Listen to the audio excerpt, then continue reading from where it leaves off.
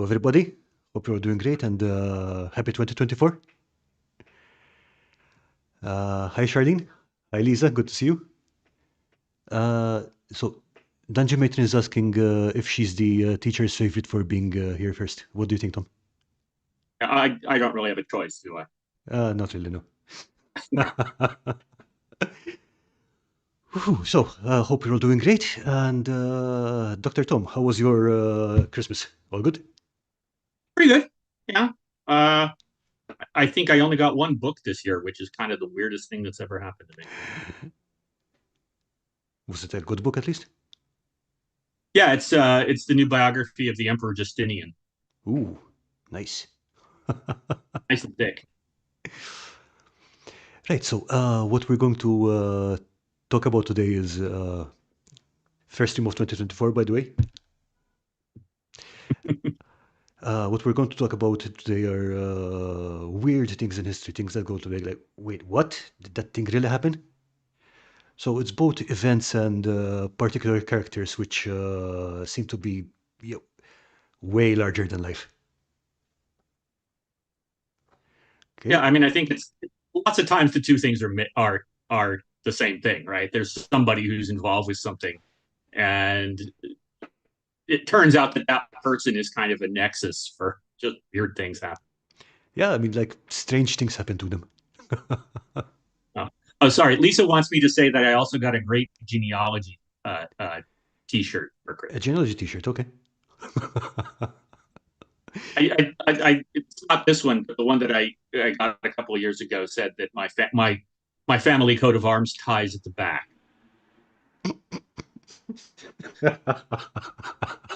And I sometimes wear that when I go on a research trip, and it always gets me sort of like, huh? like You a know, I like a go strange into a jacket, yeah. small county courthouse, and they're like, what?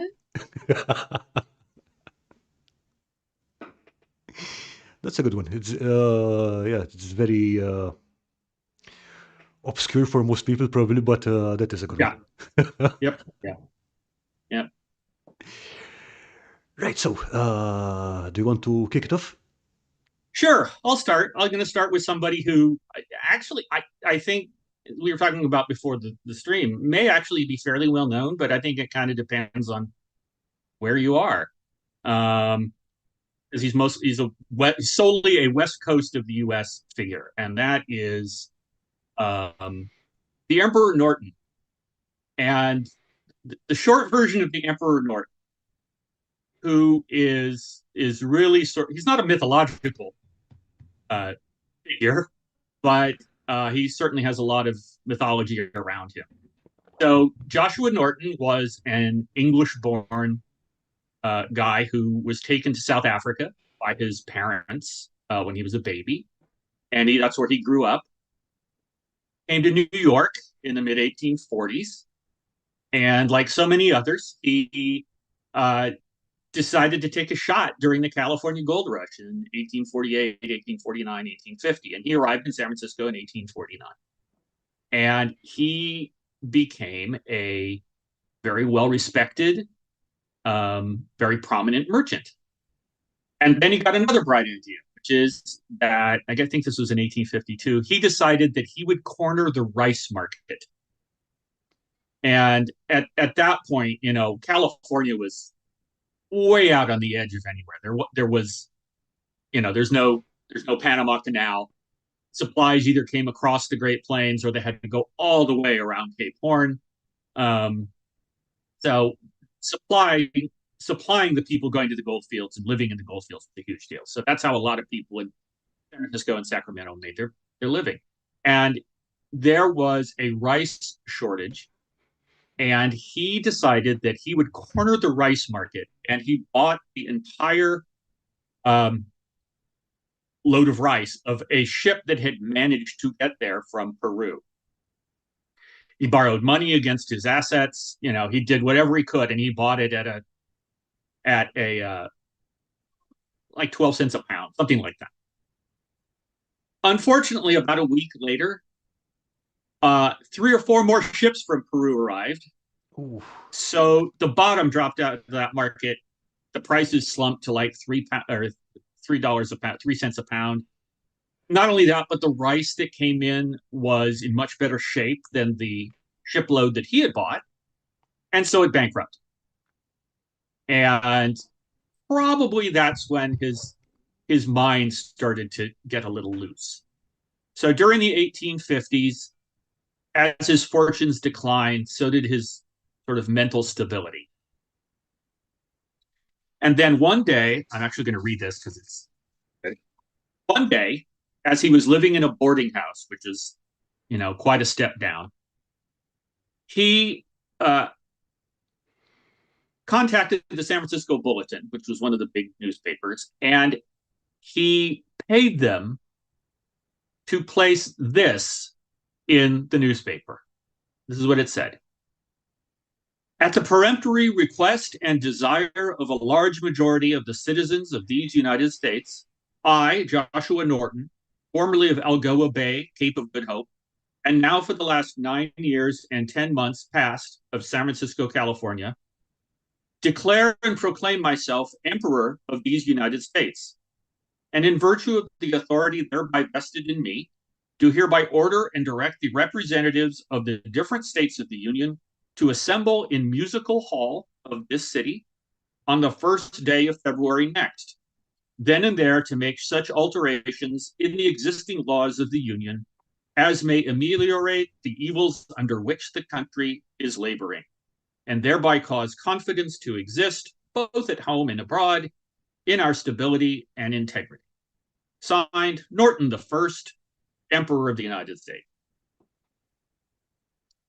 So, first of all, I like his confidence that he signs himself Norton the First, as if he expects there to be a Norton the Second. Since he didn't have any children, I don't know who that would have been, but I like the confidence. But in any case, that was sort of the beginning of the Emperor Norton, and he developed an entire governmental program. You kind of have to remember, I guess, that this is on the eve of the Civil War. So ever since the Compromise of 1850, politics in the country has been extremely fractious. The country is really divided. And so as his fortunes went downhill, so did the political situation in the country. So he seems like he was affected by it. So he eventually issued more and more proclamations, to the point that some of the newspapers started making up proclamations and issuing them under his name. But he issued a proclamation saying that he declared that Congress had been abolished because it was too corrupt, which may be something that we applaud today. He ordered the army, when the Congress didn't dissolve, he ordered the army to march on Washington and dissolve it by force. He then abolished both the Democratic and Republican parties. And he probably, one of the things that made him a legend in San Francisco, rather than just this crazy guy, was he was the first to demand that the government appropriate money to build a bridge, a suspension bridge, across the bay. Okay. So he was, to the extent that he could be, he was in tune with all of the issues of the day. But he was crazy, and it even says so on the census. Under his occupation, I think it was in 1870, it says occupation, emperor. And then under comments, it says insane. Oh, okay. But he was formally identified as an emperor. He spent his time, I mean, again, he's still living in a boarding house.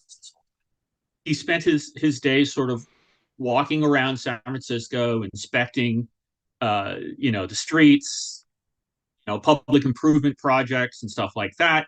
He visited newspaper offices. He went to the theater in the evening, where frequently they just gave him a free ticket. And he always wore this very elaborate military uniform, which over the years varied from U.S. Army to Confederate, and then some weird mixture of the two. I understand that he And became something of a tourist attraction, yeah? oh yeah, people would go up to greet him on purpose, and that was one of the reasons that he started issuing his own money. Is that it acted as a souvenir. You could prove that you had met the emperor because you had one of his little like 50-cent promissory notes. And in fact, some of the restaurants and bars around town actually accepted them as currency. All right. They were happy to do it because they were connected to the emperor, and everybody loved the emperor. Um,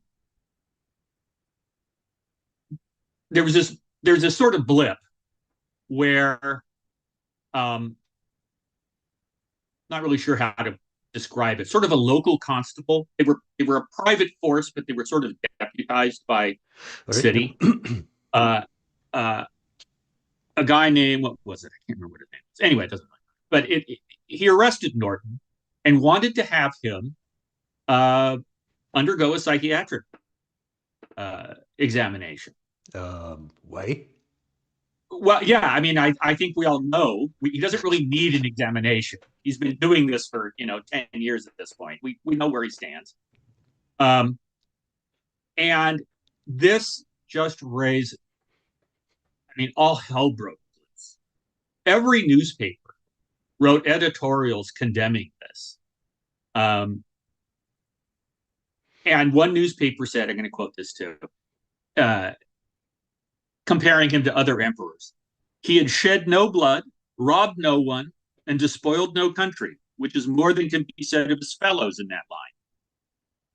So he was really seen as a completely benign character. The chief of police ordered him released and issued a formal apology. He granted an imperial pardon to the guy that had arrested him. That's very gracious of him. And yeah, I like obviously he didn't hold a grudge. And from then on, San Francisco police officers saluted him whenever they met him. So, it's clear that he had been totally adopted by the. I mean, as far as they were concerned, he was the emperor. Nobody ever did what he ordered them to do, but he was still the emperor. It's fun. Um, It's funny how he kind of crossed any political divide, any stuff. Because if I remember correctly, he was also very popular with the Chinese quarter of town. Yeah? oh, absolutely. And you know, his his sort of record of social conscience was so far ahead of everybody else's. So his organ of imperial record, back then it was normal for every government to have a newspaper that acted as sort of the formal uh, gazette, so to speak, of of the government. And his was the Pacific Appeal, which was black owned and operated. Um, he demanded, I should say ordered, but it didn't ultimately matter. Nobody followed the order. But he ordered that African Americans be allowed to ride streetcars and go to public schools. He tried to break up an anti-Chinese rally because this was during a time, obviously high Chinese immigration and a lot of labor fears they would take away jobs. He commanded that the courts allow the Chinese to testify in court, and he also supported the women's right to vote. I mean, he does sound, as far as social policy go, sounds like at least a century ahead of this time. Yeah. Well, remember he wasn't sane, so Eh, you know that is insane for 1870 or 1880. Absolutely insane. Um, So, but those are all things he did. yeah, You Danji know, Maitland is asking, did he kiss babies? I'm sure. I bet he did. I bet he did. He would have to take off his probably his sword and his hat and all of the medals that he wore where he'd hurt the kid. But I'm sure he'd be happy to kiss baby. He Okay, might even look for baby to kiss. I don't okay. Danji Maitland is saying, I would vote for him. Yeah, I know. There are a mean, lot of people in San Francisco who probably would have voted for him, except you can't vote for him because he's the emperor. yeah, exactly. He's already taken care of Okay, that. Yeah, so he also, of course, as the head of state, conducted a foreign policy. Um, so he wrote to Queen Victoria many times and said, you're not married anymore. Sorry about Prince Albert. How would you like to get married to me. Did she ever answer? I it would be great for the relationship between the United States and the United Kingdom. She never replied, but I'm going to point Ah, out we don't know if she ever actually got those letters. So maybe she would have found it attractive. I don't know, but it would have been a long distance relationship. Um, okay. Dirty Basement Lane is saying he sounds saner than our modern day leaders. yeah, Yes, definitions yeah. of sanity are they differ from time and place. Absolutely. He also it was not his idea, but after Mexico uh, fell into civil war in the mid 1860s, and the French put Maximilian throne, um, somebody suggested to him that they were in dire need of Norton's leadership, and so he took on the title of Protector of Mexico as well. But he later abandoned it, and they said, "Well, why aren't you the Protector of Mexico?" And he said, basically, what he said was, in today's language, "It's so screwed up, I can't." Yeah, I mean, he was just like, it's. He said it's impossible to protect such an unsettled.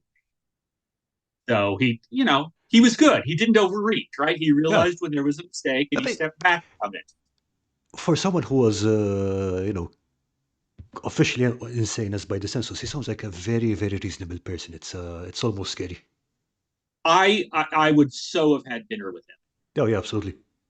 I would be great. Or just sit in the bar with him. That would have been wonderful. Was he also friends with Mark Twain, or was that a fiction thing? Yes, and in fact, uh, Mark Twain, when he was working on whatever newspaper it was he was working on, their offices were three doors down from Norton's boarding. So Mark Twain certainly knew him. And in fact, not that everybody's read Huckleberry Finn, but if you read Huckleberry Finn, the character of the king is Emperor Norton. Okay. Um, not the Duke. That's very important. The Duke is a completely and not admirable person, but the king is kind of wonderful in a fairy tale. So he's been in a lot of different stuff. The king has because, or the Norton has because he's such, he's fertile ground for the imagination.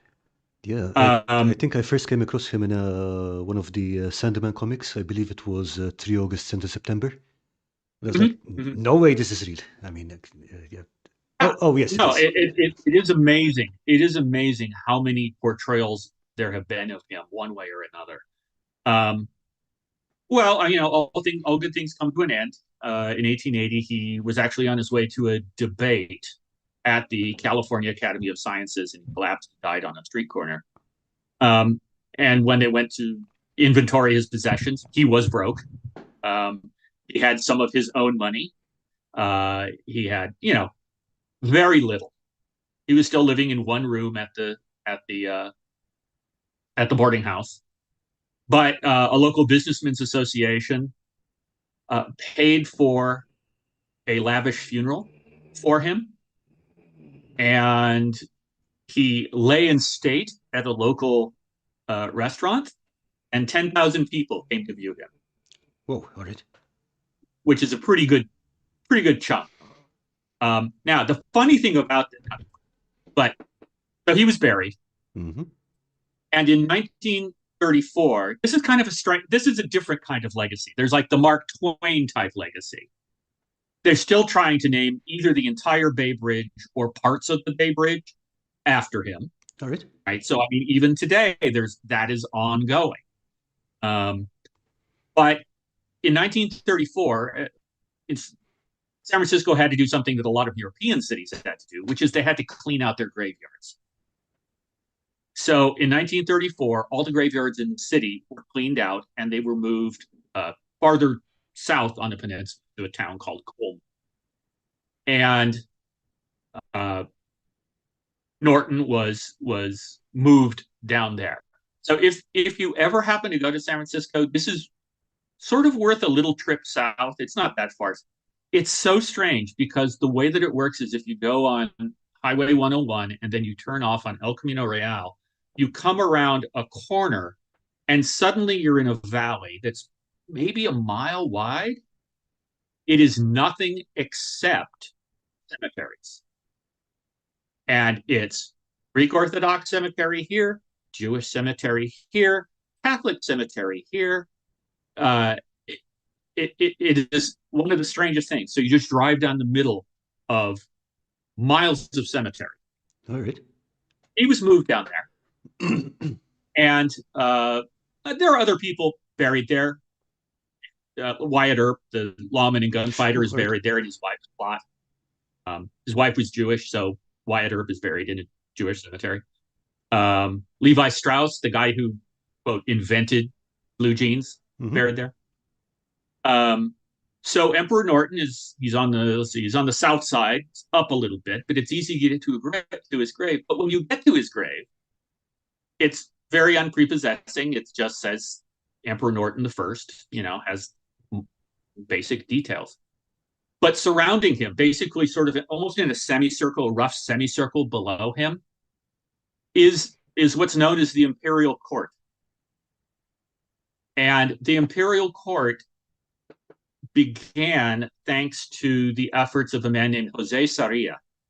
Okay. And Jose Sarria was sort of one of the early LGBTQ advocates in San Francisco, All right. and was running for city council as early as the early 60s. But Jose was a pretty well-known drag queen, and at some point he decided that his persona would be the Empress Jose the First, the Widow Norton. Okay. And so she is buried, or he is buried, next to the Emperor Norton. And they Okay. are surrounded by the deceased members of the imperial court. So at the end of his life, Emperor Norton is now resting surrounded by about 20 to 25 graves of drag queens from San Francisco, which is not everybody's legacy. Yeah. But if they're still trying to name a bridge after you and you've got the imperial court and you're in Neil Gaiman, that's not bad for a guy that was crazy. Yeah, absolutely. So there you go. That is the Emperor Norton. He's really a wonderful guy. Yeah, sounds like it. Absolutely. And like you said, I'd love to have dinner with him. Yeah, I mean, you'd have to pay. Yeah, obviously. Yeah, That would be worth it, I think. I think Okay. I would certainly I would sell tickets.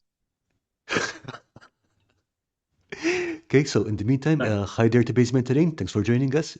Hi, Questbird Terrain. Hi, Sean. Good to see you. And hi, Mia Geeked and Hounds and Jackals. Hope you're all doing great. Okay, so I'm actually curious in the chat if you guys could let me know if you had actually heard of the Emperor Norton. I just kind of wonder what his reach is. hmm. Yeah, good You idea.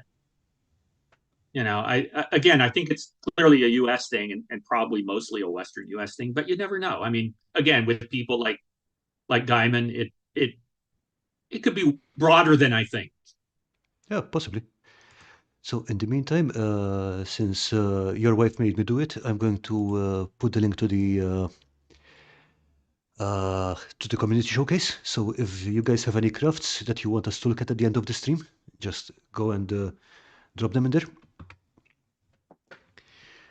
Okay, so my pick for very, very weird historical person is Julie d'Aubigny. Oh, hi, David. So we're talking end of the 17th century. Made me think because the king in yellows. Hans and Jackals is saying it made him think of the king in yellows, repairer of reputation's protagonist. Oh, that's actually a really interesting comparison. I It'd be interesting to find out if Robert Chambers had ever been to San Francisco, before he wrote King in Yellow, and see if he actually was exposed to that too. So, I mean, because what year did King in Yellow come out? It's like the 1890s or something like No that. idea. No, it's quite possible. Okay, I see that David joined us. Good to see you. Okay, so yeah, my pick for really wait seriously is Julie Daubigny, who was born in the 1670s, and she had a rather short but extremely colorful life. Okay, so basically, her father was the secretary to the master of the horse for Louis XIV. And we're saying master of the horse, we're saying that this guy is one of the seven highest level noblemen in France at the time. And her father was in charge of training pages and squires. So, teaching the boys the basics of swordsmanship, etiquette, dancing, all the good stuff. And I'm pretty sure her father really wanted a boy because basically started training her in these things the moment she was able to hold a sword. And turns out she became very good at it. Now, by the time she was 14, she hooked up with her father's boss, who I should add was around 50 and had 14 children of his own at that point. And this was something of a scandal. Not the fact that she had a 14-year-old mistress. The problem was that his mistress was unmarried. So he married her off to this Sieur de Maupin, who was a lower-ranking nobleman, and what it did basically is he sent him off on tax collection duties way out in the south of France. But of course, he kept her in Paris. So I think over the course of their marriage, I think they were only together for about 2 years. The guy was literally way in the background of her life. Now, what happened after a bit is that she got bored of the Count d'Armagnac, with her father's boss, and she skipped town with her other boyfriend. And they just wandered around France, making a living through singing and doing show fights in taverns and fairs. Eventually, she found her way to Marseille, where she joined the Opéra there. And she was apparently really good at singing because, she got on with her fans, in particular the daughter of a local merchant. The the girl's parents were not terribly happy about this because, again, we're talking 17th century, so they shuffled her off to a convent. But Julie was really, really, really determined. So what she did was she joined the convent just so she could hang out with her girlfriend. Convent life didn't really suit her, so basically what she did then was an elderly nun died in the convent. So she stole the body, put it in her girlfriend's bedroom, and then set fire to the monastery, as one does.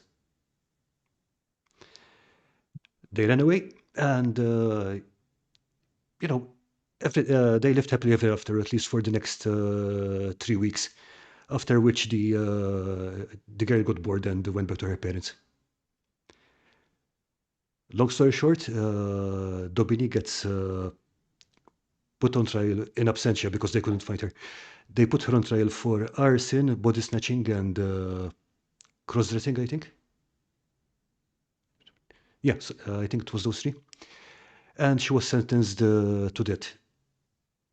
One point here is that she was tried as a man, not as a woman, because the judges or the court didn't believe that a woman could do all those things. So there you go. She keeps running around France for some time until she decides to settle down for a bit. And she asks her former boyfriend to put in a good word with the king for a royal pardon. And Louis XIV had heard of all this. He was a bit of a fan. So it's, hey, sure, no problem. You come up to Paris, join the opera, I'll give you a royal pardon. So she goes up to join the Opéra de Paris. I believe she starred in all of their shows for about 4 years, from 1690 to 1694, I think. Massive hit. What happens after that is, among other duels, beatings, and stuff like that, at one point she goes to a party where there's a lady that some guys are just ruling over. I think three guys in particular. And she gets on with her. She starts making out with her in public. And those three guys, her suitors, were like, this is a sacrilege. So all three of them challenge her to a duel. She beats all three of them in a duel, which is kind of awesome, but at the same time, it's also highly illegal. So she ends up having to run off to Brussels until the king's brother puts in a good word for her, and the king says, "Yeah, whatever. Look, dueling those are made for men, not for women. Just come back. Everything is okay." So eventually settles down, and clearly settled life was not very good for her because she died in a couple of years after that, at the ripe old age of 33. Doesn't she sound like D'Artagnan? Among other things, yeah. Yeah, yeah.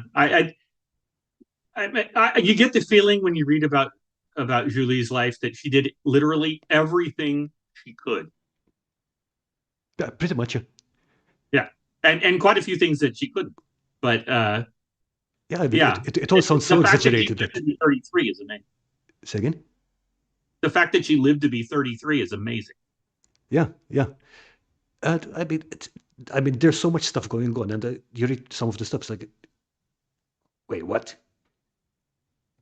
It's like, I mean, there's a lot of stuff written about her, which is not quite fictional, but it was like kind of people making things up about her. Sort of So 17th century fan fiction.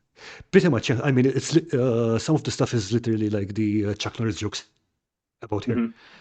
But man, I mean, the stuff that is known to have happened, because there are records of the pardons, there are records of the court cases, there are records of uh, people took note of her in their diaries because she was pretty awesome.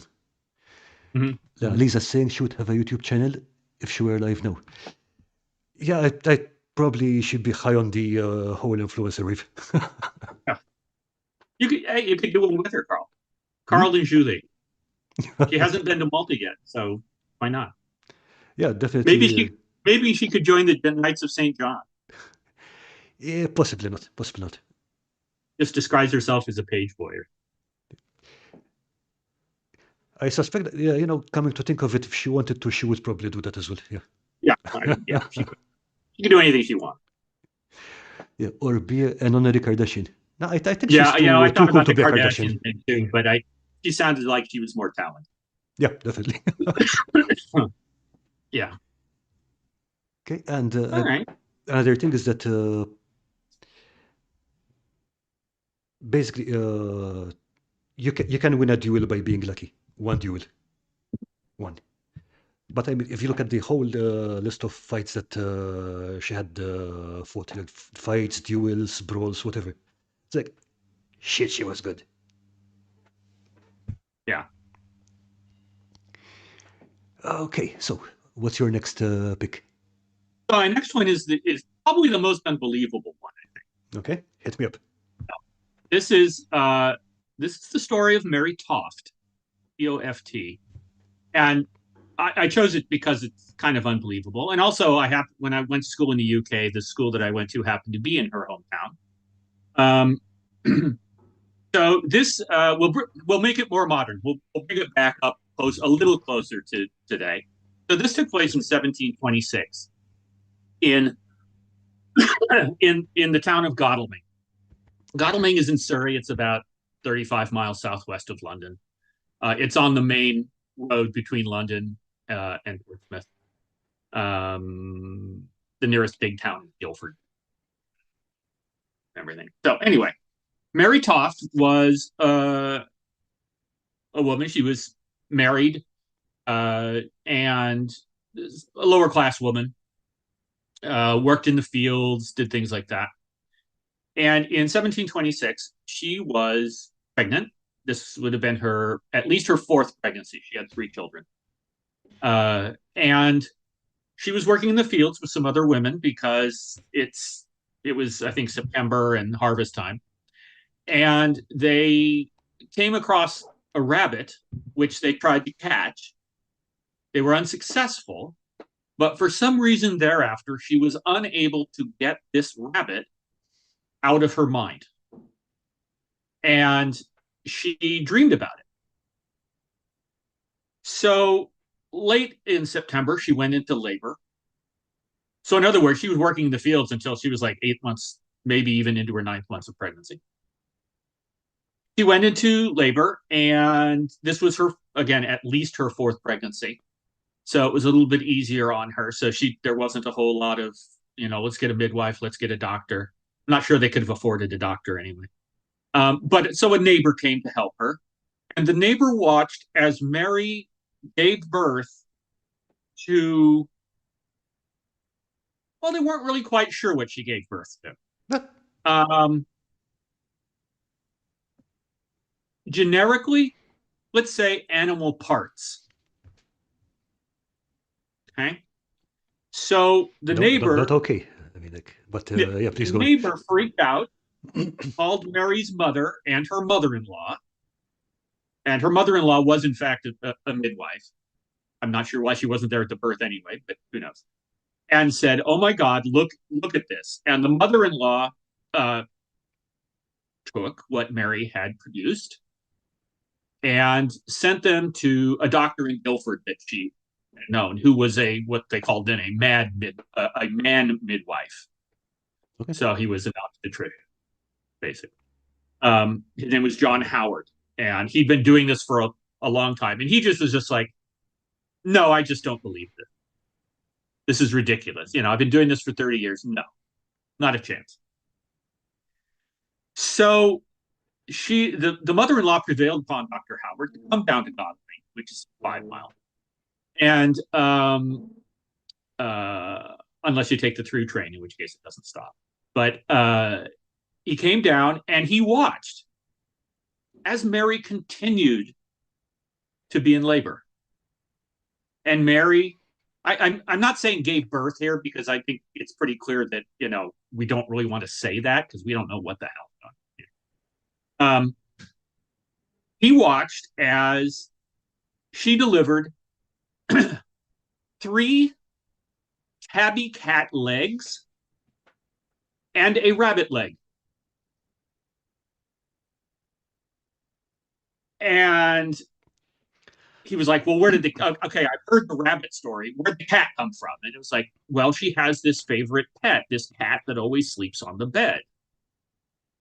So Howard started to freak out and wrote off to the household of George the First.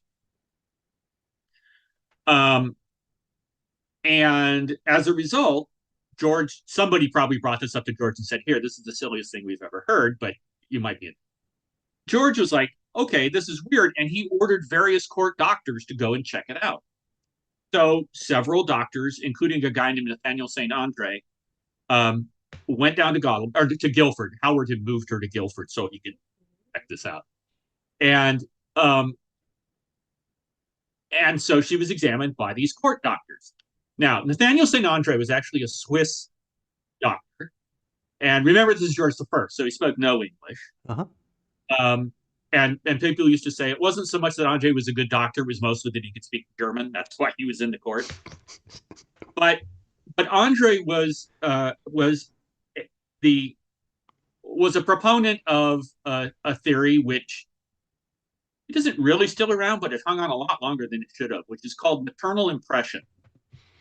And maternal impression is the idea that if a pregnant woman is exposed to a shock or an overwhelming impression, that might be,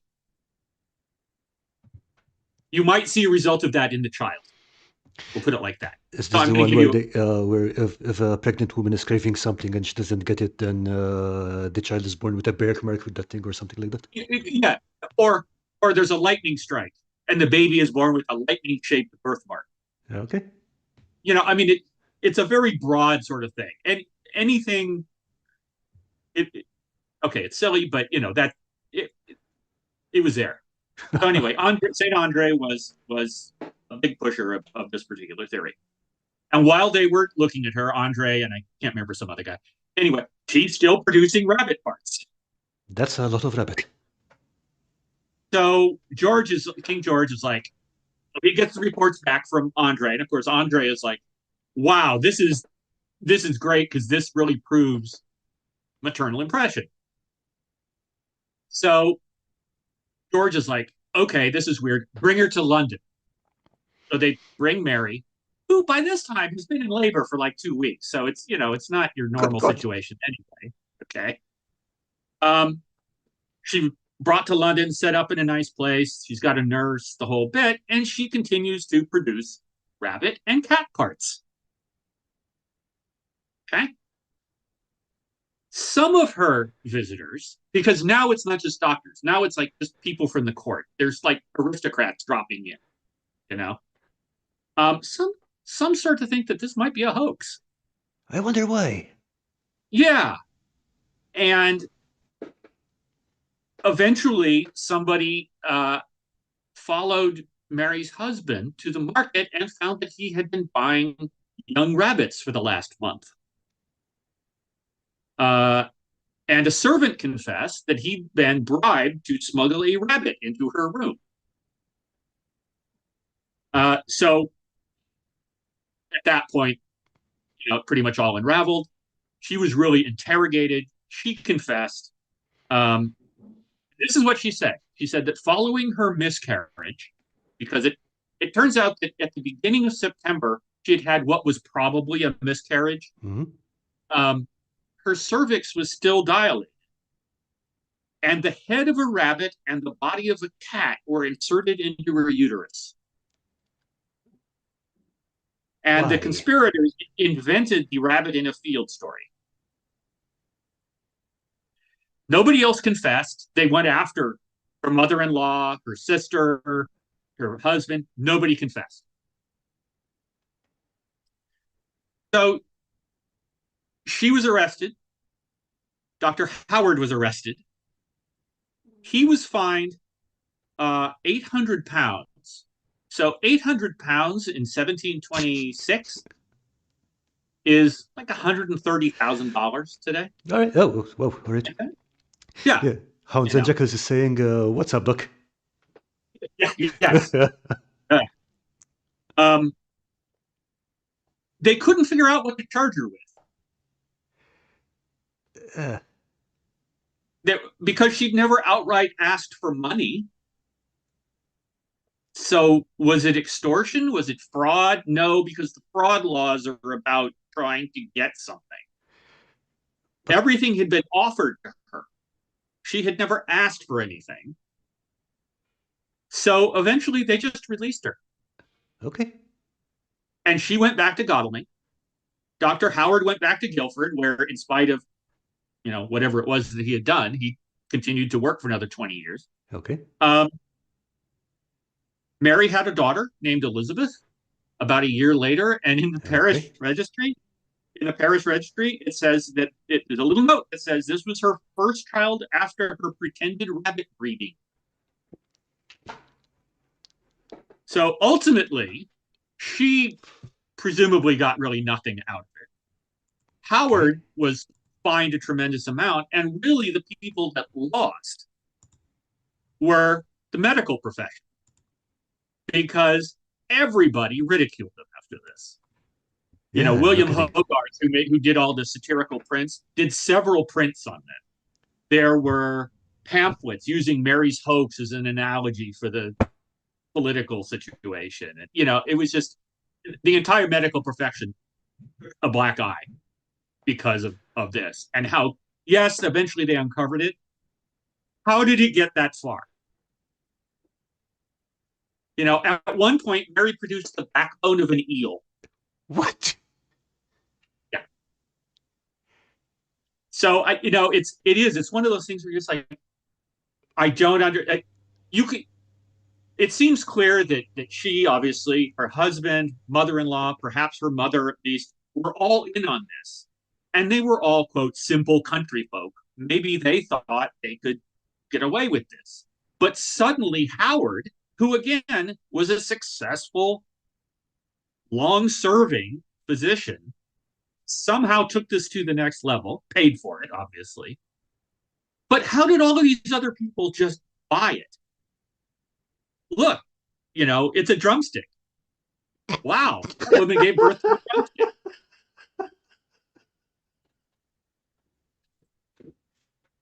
So so anyway, that it is one of the just you got to be kidding. It is Yeah. unbelievable that it got as far as it did. And then of course again once part of it I suppose is that a lot of the doctors sort of had axes to grind. Like St. Andre was like, no, I want to prove my theory. So he was Mhm. predisposed to believe she was doing this. And then other people would maybe say, no, because I hate St. Andre. There's competition at court all the time, Yeah, you know? I don't think the scientific method was involved at the time. Right there. Yeah. So, yeah. So that's Mary Toft. It's not exactly a Peter Rabbit story. Nope. Um, So I don't know, but I try not to dwell on the mechanics of how she worked this Yeah, let's not do that. because Let's not do it's that. pretty horrific. You don't want fish bones up So let's see. Hounds and Jackals is saying cruelty to animal laws likely not enforced then. there. Yeah, No, I mean, if you had mentioned cruelty to animals, people would just have laughed in your face. it barely had cruelty to people laws. Yeah, true. Yeah, good point.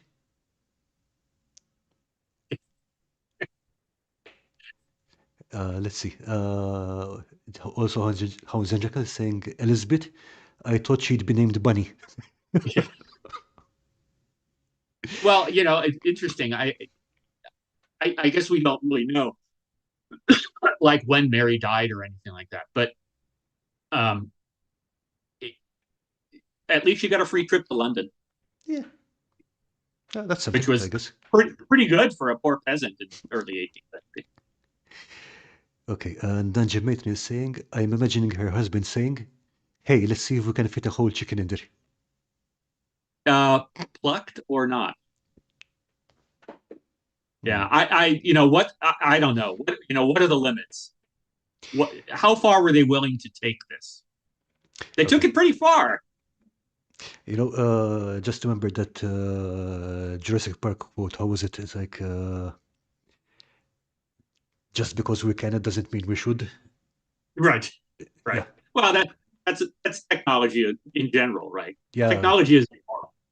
Um, but yeah, I'm just the other thing is if you think about it, when she got to London and the servant confessed that he was smuggling rabbits in, that means that in her chamber they were dismembering rabbits. Oh, yeah, good point, because it was parts, not the whole thing. Yeah. Yeah. So somewhere there is a disassembly line of rabbits, and apparently some cats. But I just again, it's the sort of thing where you're like, why did they do the three tabby cat legs? That just seems. And then I was like, oh, because they're long and skinny. They're easy to work with. Yeah, I mean, when it comes to things like this, it's like, I think the universal theory of everything applies here. Yeah. Okay, so basically, the universal theory of everything postulates that as the question tends towards why, the answer is usually because fuck you, that's why. Yeah, just because don't worry about it. Yeah, I don't know. It's I think I understand where she was coming from. It's harder to understand where the so-called learned people. Yeah, I mean, again, I mean, when you have the politics of, when was this again? 16th, 17th century? 1726. 1726. Yeah, It's more gentlemen saying, getting political with science rather than actual science in many cases. Oh yeah, yeah. It's like God forbid you would actually use the scientific method. You know. So, I like that David says I'm thinking this through way too much. That's Yeah, yeah, don't do that, yeah, David. yeah, Don't it do it. is, but it invites thinking it through. You know, um, Okay. probably not a good. And Hans and Jack is saying, from my illusionist past, there are a ton of techniques people used to use sleight of hand for psychic surgery and various healing techniques from charlatans who would pull organs out to heal and back, but she took it into a huge level. Yeah, I mean, I don't think sleight of hand was involved here. I mean, apart from the smuggling the animals. Yeah, the smuggling is weird. And the other thing that's funny about that is David's going to say, again, thinking way too deeply on this, is isn't it easier to smuggle parts in rather than the entire rabbit? Wouldn't it be better? I mean, say nothing of the mess. Wouldn't it be better to slaughter the rabbit somewhere else and you could just walk in? You could have a leg up your sleeve or something like that and go, "Hi, Mary, I'm back. Hey, servant, look the other way for a second." Um, so yeah, I don't know. Were they good at what they did? They were good enough to get as far as they. I think the only thing that would have been better is if the king came to see her. And she said, "And for you, Your Majesty, a special rabbit leg."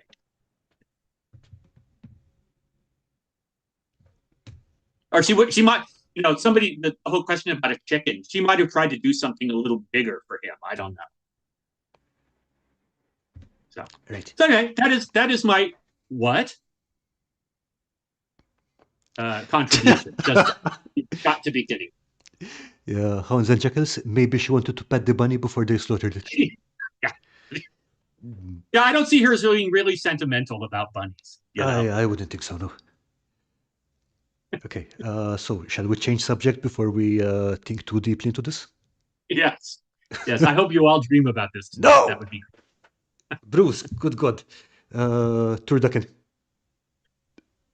Okay, no, I think that ship has already sailed because, that would okay. be great. If she gave birth to a turducken, that would be tremendous. Okay, Dungeon Matron, she could have given birth to an entire dinner. Rabbits, carrots, and potatoes. Okay, yeah, that ship sailed about 15 minutes ago, I Yeah, think. yeah. Yeah. All right, we'll leave Mary Toft and her produce behind.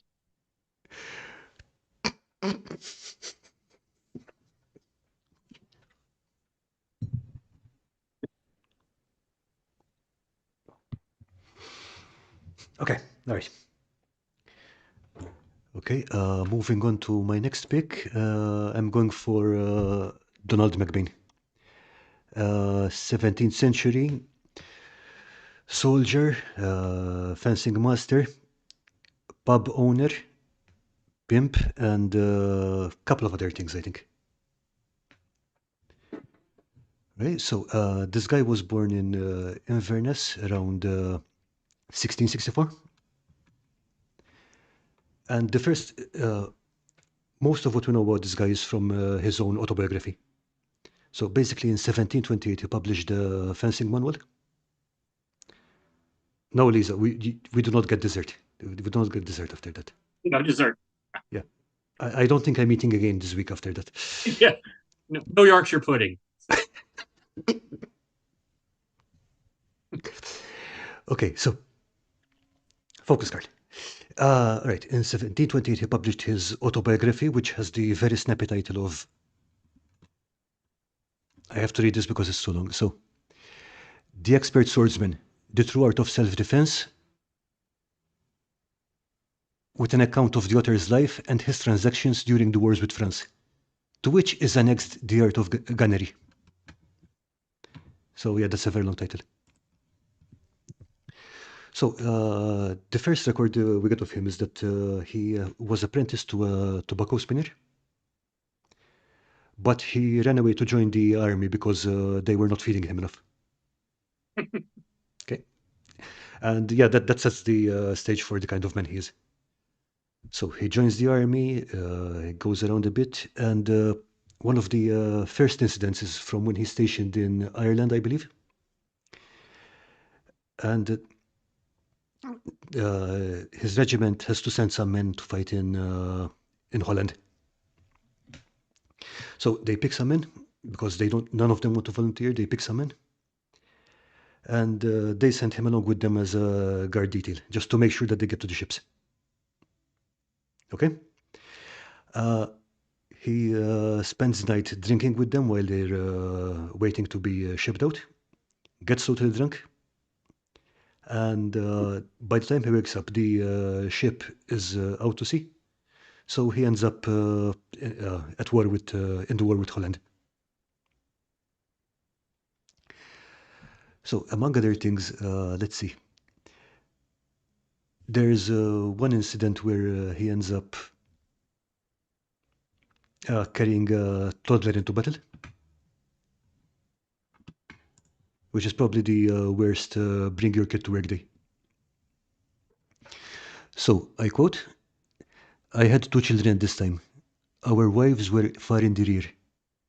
My wife gave my little boy to a comrade's wife who had a horse.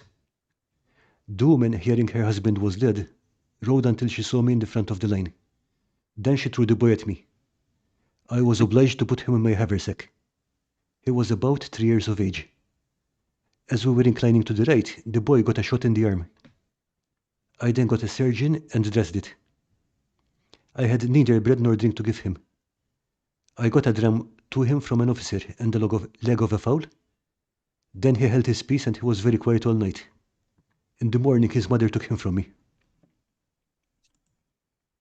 So yeah, so basically this guy is Why did his mother throw the boy? That's the other.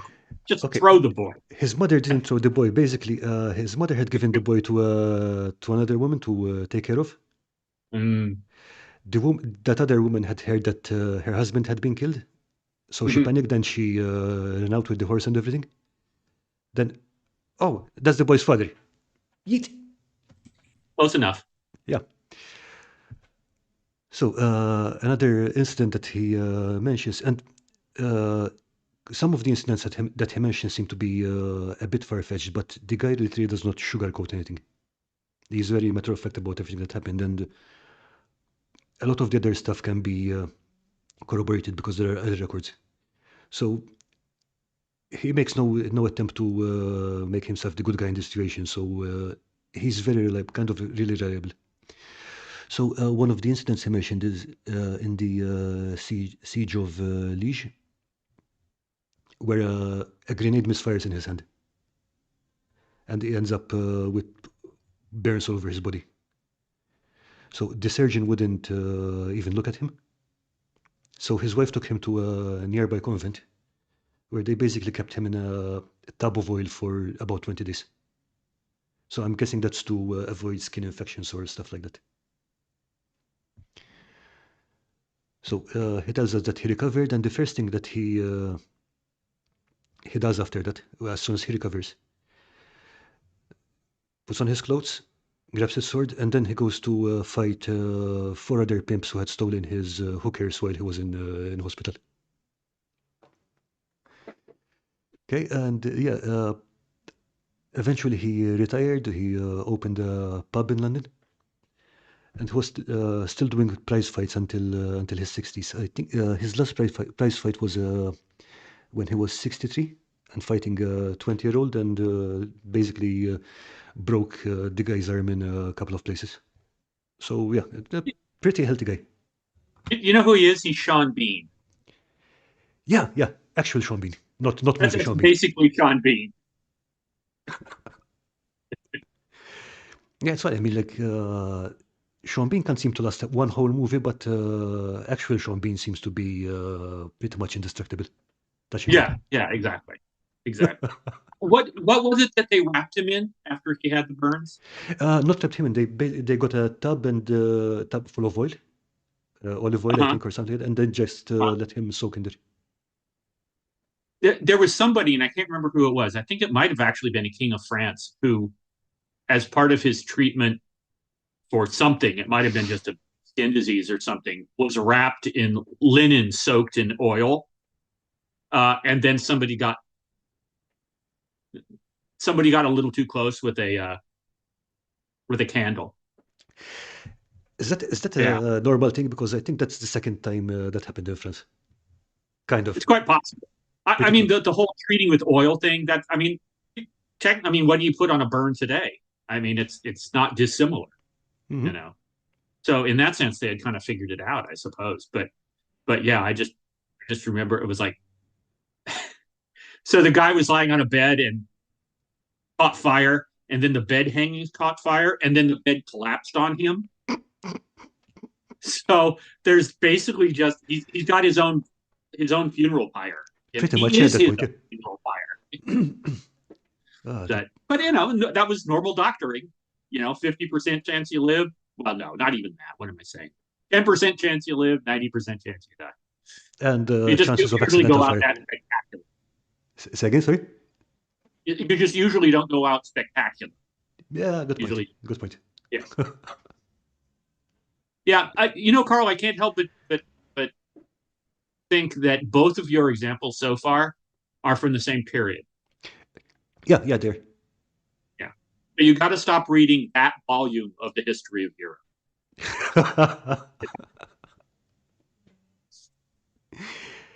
Okay, do you have something outside of the period? Yes, I do. I'm actually going to do a 20th century one. Okay, go ahead. All right, so this one I think of as good luck, bad luck. Right. Hmm. So there are actually four people involved because they all had somewhat similar things happen to them. And my like Karl picking stuff from the late 17th century. There's a couple of common denominators here, but the most important one is that this is all from the early years of the 20th century, and what I'm looking at is people who were on ships that sank. Okay, and the fact is that marine technology made such a huge jump from the middle of the 19th century to the early years of the 20th century that there. Let's look at it this way: there were ships in World War One that were still fighting effectively in World War Two. Hmm. There are no ships that were fighting effectively in 1850 that were fighting effectively in 1914. Okay, it was a huge, huge jump, but at the same time, there are still lots of ships around from the late 19th century True, when yeah. World War One breaks out.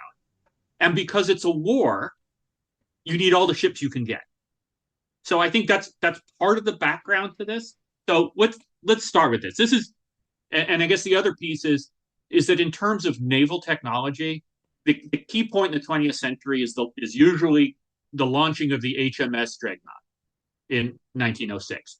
A couple of reasons: um, turbine engines, and it was the first all big gun ship. That is to say, all of its major guns were the same size. Before there had been like, oh, you have four 12-inch, and then you have six 9-inch, and then all down. But this one had a huge broadside. Okay. Um, so the first guy I'm going to talk about is a good example of what happened in those years adding up to the first or coming up to the First World War. So his name, thank God he has a nickname. His name is Wenham Wickham Musgrave, but he was known as Kit for Oh, obvious thank goodness. reasons. Yeah. Yeah, I know. So Kit was a Royal Navy officer, and he was serving on the HMS Aboukir when war broke out. And the Aboukir was a cruiser. It wasn't that old. It had been commissioned in 1902. It's part of what was known as the Cressy class.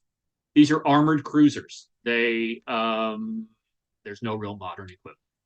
Um, but the point is, that's before the dreadnought sort of revolution. So it's an older style of ship. Um, the Aboukir and two of its other classmates, the Cressy itself, which was the first ship of the class, and the Hogue, were patrolling in the English Channel on September 22nd, 1914, so right after the war began. And a German submarine, the U-9, which was commanded by a guy named Otto Weddigen, attacked them. They were actually on anti-submarine patrol, which makes this even better, or worse, depending on how you look at it. And Wedigan put one torpedo into the Aboukir, and she sank. And the captain asked for assistance from the other two cruisers, and he ordered the crew to abandon ship. So Kit Musgrave, or I'll just say Kit, excuse me, Kit jumped over the side and started swimming away from the suction as the Aboukir went. The Hogue approached, started lowering boats to get the survivors in the water, thought that the Aboukir had struck a mine, did not realize the U-9 was out there, and Wedigan put 2 more torpedoes into the Hogue. Kit had managed to reach the deck of the Hogue, and now as it sank, he jumped off. He was not having a good day. No. So he jumped into the water. By this time, the U-9 had to retreat a bit because it had fired all of the torpedoes it had loaded. So it reloaded its torpedo tubes, came back up to take a look, and realized that the Cressy was now attempting to rescue survivors. Kit reached the Cressy, reached the deck, and Wedigan put 2 torpedoes into the Cressy. So he is probably, he jumped off again. He ended up finding a piece of driftwood and passed out and was rescued by a Dutch fishing trawler. But it's probably the only guy to get sunk by enemy action, not 3 times in one day on 3 different ships in the same day. And in each case, they were attacked by the same enemy vessel. Had he, I don't know, had he slept with the U-boat captain's wife or something? Well, this is what happened that is really kind of ironic. So Wedigan became a huge hero in Germany, and he came back, and they had a parade for him, and everything was great, and they sent him out. And 6 months later, he was rammed and sunk by the HMS Dreadnought. It's the only ship that the Dreadnought sank in World War I, but the existence of the Dreadnought had basically doomed the Cressy, the Aboukir, and the Hogue. But I guess in a way, the Dreadnought got her own back on the U-9.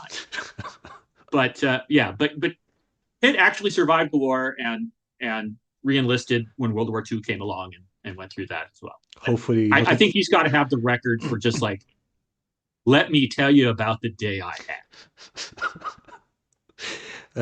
When he re-enlisted, did he join the Navy again, or did he, Yes, he did. Yes, yeah, okay. He became a commander in the Navy. So he was not sunk again.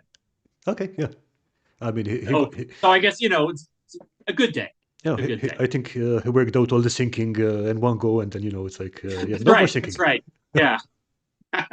What are the odds now? I think I'll be safe.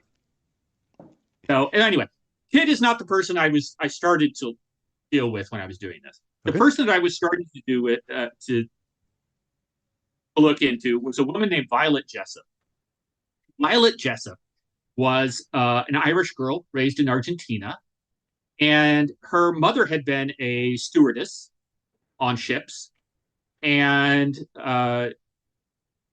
had trained Violet, had told her she was far too attractive to be a stewardess and she needed to be uglier, basically. And Violet signed on as a stewardess with the Royal Mail Line in 1908 on the Orinoco.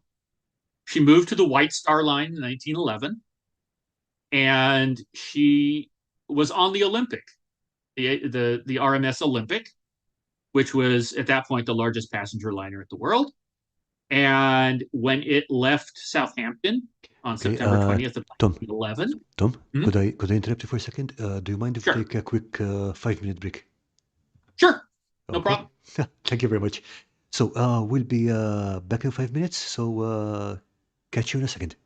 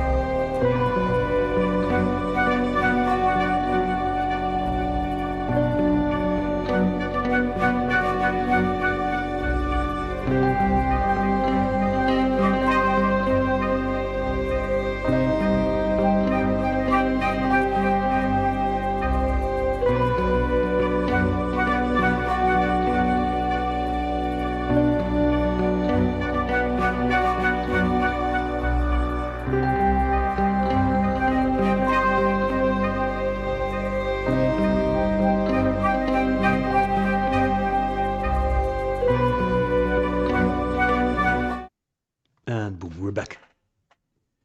Sorry for the interruption.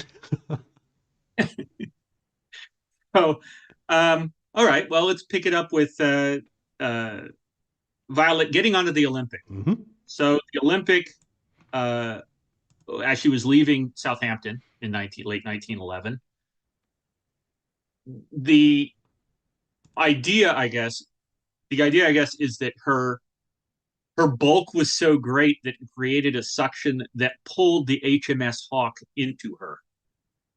And the Hawk, which was a cruiser, hit her, damaged her. Wasn't a horrible thing, but probably not what you want again on your maiden voyage. Um, so Violet was fine. You know, there were no injuries, whatever. So she continued to work on the Olympic uh, until April 1912, when she was transferred to the White Star Line's newest ship, the Titanic.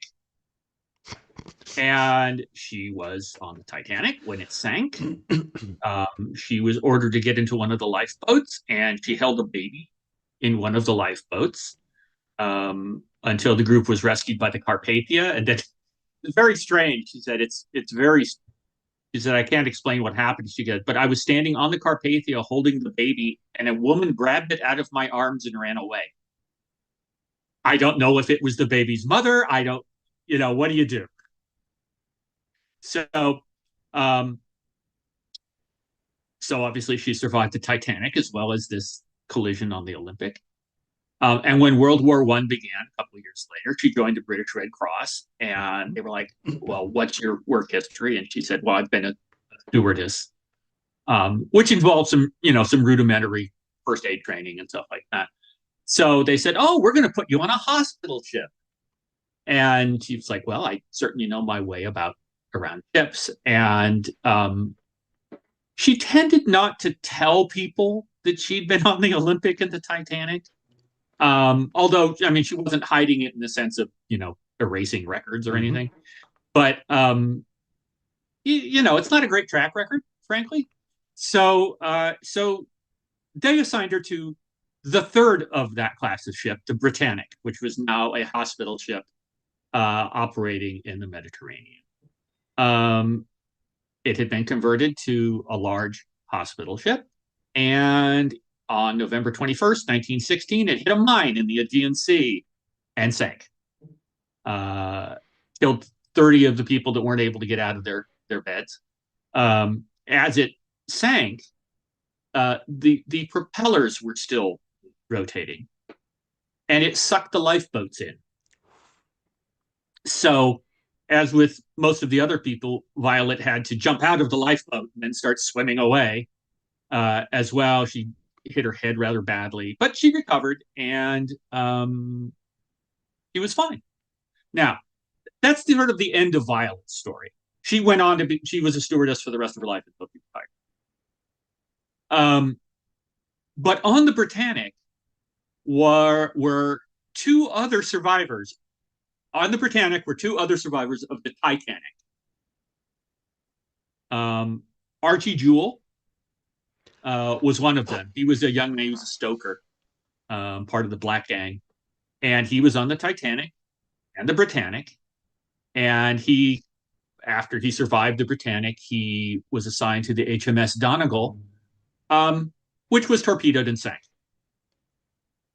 He did not survive that one. But he had a shipmate on the Donegal whose name was Arthur Priest, and Arthur probably wins the prize. And Okay. I make the point here that there are probably people that sank many more times than this, but we don't have any records. Yeah. The ships were not as good, I suppose you could say. There's not a whole lot of safety precautions. And also, you know what? During the war, rather than just running aground on a reef or being hit by an iceberg, people are actually trying to sink you. Good point. Yeah. So you have a better chance of being sunk. So the other guy who was on the Donegal, the man named Arthur Priest, he probably wins the prize. Okay. Go ahead. Okay, he was on the Olympic, the Titanic, the Britannic, Okay, so he hit the trifecta. Um, he was also on the maiden voyage of the RMS Asturias, I don't. which got in a big collision. Okay. The little bit of trivia there is that the Asturias is the ship that brought Tolkien home from France. Okay. Okay. He was also on the HMS Alcantara, which was sunk by the Germans in combat. And then finally, he was on the HMS Donegal with Archie Jewell. When it was sunk, Jewell was killed. Priest survived. So he survived 2 major collisions and 4 sinkings. And then he retired. Okay.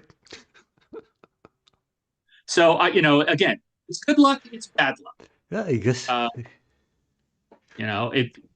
I'm sure there are others out there. It's quite possible, for example, that especially in the Pacific, that there were Japanese sailors that had similar answers because the like 90% of the Japanese Marine service was destroyed during World War II, and you would just swim to the next boat, etc.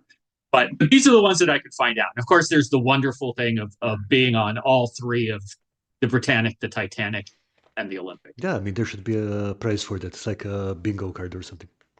Yes, exactly. The bingo card that you don't want to win on. Oh, yeah, definitely. Yeah. So, hi, go for it painting. Thanks for joining us. Questboard Train is saying that this sounds like a Final Destination prequel. I was just thinking the exact same thing. Okay, and Hounds and Jekyll says Violet should have carried a rabbit's foot. Likely she could get one from the former historical guest. Or several. Yeah, maybe a whole bag full. Yeah, just in case. Thinking about it, yeah, I mean, there might be something to that because Mary Tuft was never in a sinking ship. That's true. And also, think about it. Nothing, in a sense, bad happened to Mary Tuft. Yeah, exactly. Yeah. Other than the necessary trauma, Yeah, I'm going to call that one self-inflicted. But I just think about things like, if you're a sailor and you're on the Donegal and you're like, oh, we have some new replacements. It's Arthur Priest and Archie Jewell. Oh, what ships were they on? Oh, well, they were on the Titanic and the Britannic. Oh, great. That's who I want to be working next to. I don't know. Maybe you do. They survived those 2. So maybe you do want to work. I don't know. Mostly, that's kind of trivia, but it's just fun. Oh yeah, absolutely. Okay, for my next one is going to go with the Balda Diardin, but since you've already prepared something for that, I'm going to go ahead and let you talk about it. So this is kind of a well-known one too, but it's way back. We're going way back now. 1300s. Yeah, this took place in 1393. And this is again a scene that has been used many times. And this is not so much like a what happened thing as it is what was really going on. Okay, so very briefly, there was a strain of madness in French kings in the 14th and 15th century. And Charles VI was the king of France in the late 14th century. And in 1392, he had a psychotic episode. He was of a somewhat nervous temperament, I guess. Is this the time that he had decided that he was made of glass or something like that? Yes, that was later. Later. Okay. But the very first thing that happened was he was riding with his sort of, elite group, his closest retainers, and they were going after, I think they were assaulting Brittany. But anyway, the point is, suddenly there was like somebody dropped a lance or something, and it made a big clanging noise. And he just, to use a technical term, he went nuts. Okay. And he attacked basically his closest friends and supporters and family members that were riding around him. He killed 4 of them. He attacked his own brother. And then he fell into a catatonic trance. All right. So he was out. Quick question. Um, When you're talking about this madness going on in the among the French kings, was that something like a result of inbreeding, or was it literally just a fluke? no, it came in through a queen, so it wasn't in the actual Valois line. Okay. It came in through a queen that had married a Valois king of France, probably I think two generations previously, something like that. Um, for if any of you have watched any of the two versions of Henry V that are pretty commonly out there, Would that have been this is Charles VI, who is the king. Joanna? Yeah, Joanna of Aragon or something like that, I think. yeah. I think, Is it yeah, Aragon Joanna de Med, I think, or yeah. Queen of Navarre? I don't care. Anyway, Yeah. but yeah, somebody. Uh, this is the Charles who is the king of France in Henry V.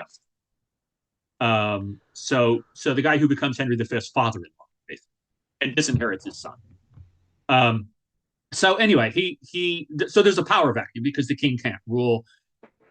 The king has brothers. Most of them do not care particularly for. They don't want to rule. They don't want the responsibility. One of them, I think, Louis of Anjou, basically loots the royal treasury and takes everything and goes off to southern Italy to try to take try to make good his claim on the kingdom of Naples. He's not around. There's only one. There's only one of the king's brothers who is willing to step forward, and that is Philip, the Duke of Burgundy. And he does a decent job. But then the king sort of comes to his senses, and the doctors look at him and they're like, you know what? It is the responsibility of government that is bad for him. We need to give him amusements. He needs to let off stress. Don't have him do anything serious. Don't you know? Don't put him in situations where he's going to have to think quickly, do things quickly, or make big decisions. Don't do that. Okay. And of course, Philip of Burgundy is like, well, I'll just continue to essentially be the regent as I have been. That's fine. So so his so Charles's wife decides, oh, one of my ladies in waiting is getting married. Let's let's have a party, and Charles will have a good time. It'll be good for him, mentally speaking. So they start this party, and uh, the king's brother is invited to the party, but he isn't there at the beginning. And the party is announced as sort of maybe as a masquerade would be the way to put it. But it's clear that there are going to be people wearing costumes and stuff like that. So it was the tradition that when a lady in waiting got married, that it was sort of a very boisterous affair, um, and there were all sorts of hijinks. Let's put it that way. Um, so they're having the party. The king is there. Or sorry, the king is not there. The queen is there. It's her lady in waiting. Everybody's, having a good time.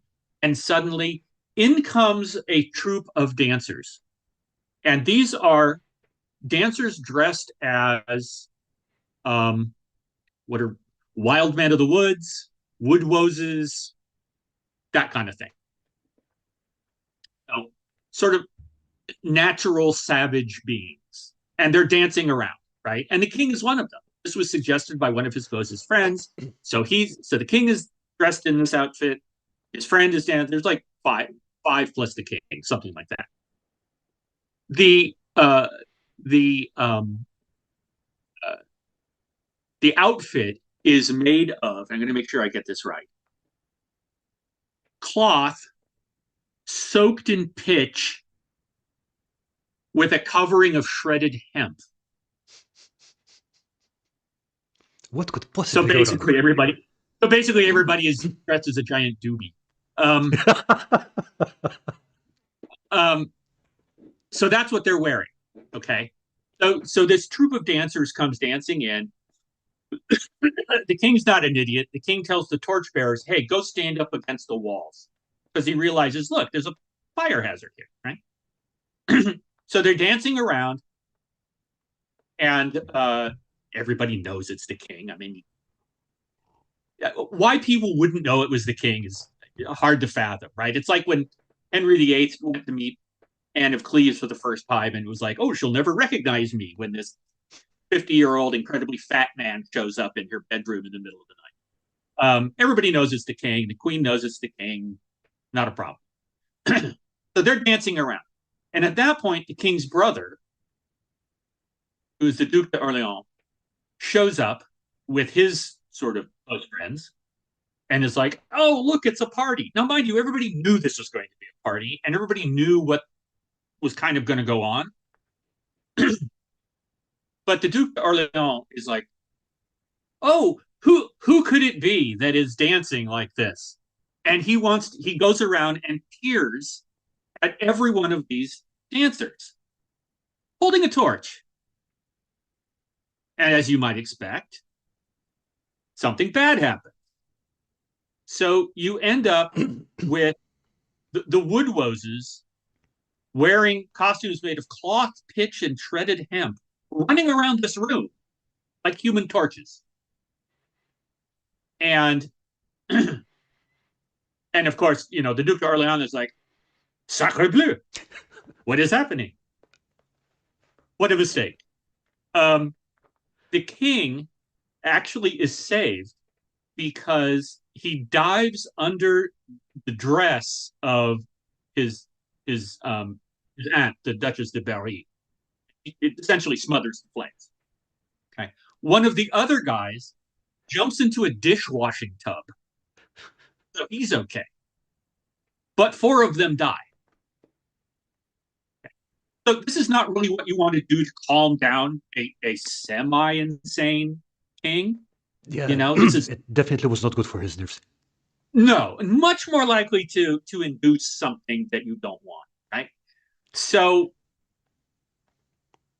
Charles VII doesn't immediately fall into a catatonic state, or sixth doesn't immediately fall into a catatonic state or anything, but he's getting demonstrably worse from this time forward. So he couldn't remember his name, couldn't remember that he was king, couldn't remember his wife, didn't change his clothes or bathe for 5 months, thought he was made of glass and actually had iron rods sewn into his clothing to help protect him in case somebody bumped into him. And if you've seen Henry V, you realize that he was completely incompetent in resisting Henry V and ended up signing the Treaty of Troyes and basically giving his kingdom to Henry, disinheriting his own son, making Henry's son the next king, giving his daughter to Henry, the whole bit. So you get the idea that this was not a guy who really could rule, you know? And the question after that was always, did his brother do it on purpose? I've heard different versions because I've heard that by most accounts the Duke was pissing drunk at that point. Yes, and that's probably true. I mean, that was kind of the point of the party, you know. But remember, Charles had attacked him at one point earlier. Yeah, true. Yeah, and there was a factional battle going on between Philip, the Duke of Burgundy, who was the king's uncle, and increasingly the king's brother, Orleans, thought, "No, I'm the king's brother. I should be the regent." So there's a political squabble going on at the same time. And is it going to destabilize the kingdom? Is it going to give me a way to get in if, while Philip, the Duke of Burgundy, is the regent, something horrible happens to the king? Will they turn to me? Right? So we don't know. We don't know. As Karl says, it's like, well, he was also drunk. Okay, but you know what you do when you're drunk? Your inhibitions go away and you go around sticking sticking lit torches into the faces of people ready to catch on fire. Eh, Um, it's 1393, different rule.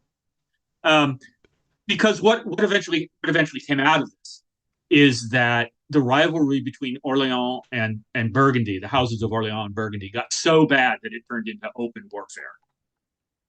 And um, the son of Philip, John the Fearless, had the Duke of Orleans assassinated. The Orleans had allied himself with the king's son, the Dauphin, who in turn arranged for the assassination of John the Fearless. And as a result, the Burgundians sided with the English in the Hundred Years' War, which we always talk about it in terms of it being English versus French. It's also a French Civil War. So this is, in a sense, the beginning of all of that. I mean, in a sense, it isn't because they were already at war before this. But this is what made it really, really bad because of the Burgundians. So anyway, we don't know. It's one of those mysteries. Did he wait? Did he know what he was doing? We don't know. There's been some people that have said it was actually the Duke of Burgundy who arranged this, okay. Which would be ironic because Philip's nickname was the Good. But Well, yeah. so anyway, that is the Le Bal des Ardents, the ball of the burning men, is how Yeah. it's known. And there are lots of, if you look in manuscripts of the time, chronicles of the time, you'll see all sorts of drawings of it. You know, and you'll see the king peeking out from under the Duchess of Berry's, hem and stuff like that. So anyway, that's the ball des Ardents. So, Who knows what really happened? yeah, good question. But if it was a murder plot, it was a lot more contorted than just go up there and stab the guy with a knife. Yes. This is not a simple thing. This is French factional politics within the royal family because We it make is. it look like the accident. Yeah, quite an accident. So, and it didn't work in a sense, right? The idea is to completely incapacitate the king and blame it somehow on the Duke of Burgundy, but it didn't work like that. And so Burgundy had to not just be the regent. Burgundy had to then essentially go into revolt against the French. So anyway, that's just kind of a weird little thing. Just flaming people running around. Yeah. So, hi, Dungeon Minister. Glad you could join us. And Hounds and Jackals is saying, vengeance is a dish served hot in pitch. Very, very pitch. And it's very, very hot. And pitch in lady-in-waiting bridal parties. Kannuni Xorjan. It's interesting. It's interesting that other people did not. Say again, sorry? It's interesting that the other people did not die. It was only, apparently, as far as we can tell, it was only the guys dressed in the costumes. Which were very flammable, yeah. Yeah. So, but at the same time, I mean, you can't tell me that late 14th century clothing, generally speaking, it's flammable. I mean, if it's wool, it probably wouldn't be, but linen and stuff, possibly. Yeah. Plus, taking into account all the furniture, the hangings, and these. I mean, this isn't a bare room. There's going to be hangings and stuff. Yeah, I mean, you don't really want to really go down the conspiracy rat hole, but why is it that only the people dressed like the king ended up on fire? Who knows? That's a really good point. Yeah. Yeah. Anyway, so that's that one. Do you have another one? Or I've got a similar one if you want to do it. Oh, sure, shoot. Okay, so we'll do the murder of Lord Darnley. I'll do this really quickly because this is an example of what's in a name. I didn't catch the name. Sorry, could you repeat that? Sure. It's the murder of Henry Lord Darnley. Darnley. Darnley. Darnley. Okay. And this is part of the problem is you should know this guy, but he's always referred to as Henry Lord Darnley, which he was at one point, but he isn't that way when he dies. So Henry Lord Darnley is uh, he is Lord Darnley. His title of Lord Darnley is a courtesy title. That is to What does it mean? say, it's a courtesy title that is given to the eldest son of an aristocrat. Okay, it's not his title really. It's sort of on loan to him. Mm-hmm. So Henry's last name was, familiarly enough, Stuart. So he was Henry Stuart, and his father was the Earl of Lennox, a Scottish nobleman. And so he became known as Henry, and then the courtesy title, Lord Darnley. Um, he is descended from both Henry VII of England and I think it's James II of Scotland. So he is actually in line for both the Scottish and the English thrones. Um, he's the great grandson of Henry VII, and he's the great great great grandson of James II. But which sounds like, oh, he'd be a great choice to marry. Well, he isn't really. Um, he's handsome, tall, he's arrogant, he's riddled with syphilis. Um, Probably he's very violent. He's probably not every girl's dream. Fair, yeah. But for some reason, Mary Queen of Scots thought he was. So Mary Queen of Scots married Henry Lord Darnley. Um, sort of one of many bad decisions that she made. But the problem ultimately was that because he also, like she, had a claim to uh, England and Scotland, he got, if possible, even more arrogant. And presumably with syphilis working away at him, he became somewhat deranged. And he, first of all, he demanded what's called, first of all, he demanded to be known as, shoot, I have to remember the exact term. Write it down. It is. I know. Point being, king. We'll call him a king regnant, not a consort. A king consort is not the same level as a queen. If the queen is regnant, right? He said, "No, I'm not going to be a king consort. I have my blood is blue, blue, blue. Um, I'm also going to be a king regnant." And they agreed on that. And if you look at their seals and documents and stuff like that, well, first of all, he's a man, right? He signs first. It's his name that is always first. Okay. Okay? So he says, I'm going to be the king regnant, and you're the queen regnant, but we're of the same rank. But then he also demanded what's called the crown matrimonial, which means that if she died without having any children, he would become sole king. And that they were not willing to do. So he's frustrated over that. So, just out of curiosity, what's the procedure there? I mean, like, if the queen dies and there's a king consort, would that mean that the crown would pass to the whatever descendant there is, or whatever down the chain of heredity? Yeah. So if the again, it depends. It's never as clean as you would think, right? But if Mary had died without children, Mm-hmm. And he was just the king regnant, he would no longer have been the king regnant. Mm, okay. Okay. Um, I'm not sure who would have been next in line. To be honest, she had probably it would have been given to her half brother, who was illegitimate, James Stuart, the Earl of Murray, who ended up being regent for like 20 years.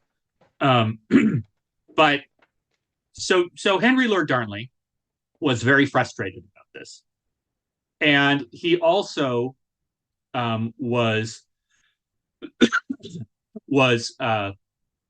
insanely jealous. So it turned out that Mary was pregnant, and so everybody was sort of trying to get along because it's really important that you have an heir to the kingdom, that kind of. But really, Mary and Henry were not really together. It was very on and off. Okay. They hate real love hate. Okay. Um, and so she was at Holyrood House in Edinburgh, and he came to Edinburgh, and he was staying in what was called the old provost's house, which is next to a church, not too far away, maybe 10-minute walk away. So on the night of February 10th, 1867, Mary went to the wedding of one of her ladies in waiting. Come to think of it, the ladies in waiting are responsible for a lot. Yeah, Anyway, or the servant, a royal servant. Went to this wedding, came back, stopped by the old provost's house to see Darnley on the way home, and then went back to the private house. And somewhere in the middle of the night, the old provost's house exploded. like Just not, the whole thing blew up. not burned down, not it literally exploded. Just gone. The descriptions are that there was nothing higher than 3 feet left. Whew. Okay. So oddly enough, when they went to check this out, Darnley's body was not in the house. And in fact, he and his valet were found in an orchard quite some ways away. Maybe they'd just been blown there. They were both just wearing nightshirts. Okay. And there were no visible marks on the body. A later autopsy determined that there were internal injuries, which, were probably caused by the force of the explosion. But there was nothing that he hadn't been stabbed, he hadn't been bludgeoned, nothing like that. So they came to the conclusion that he had been smothered in his bed and that the house had then been blown up. That sounds like it makes sense, yeah. Okay.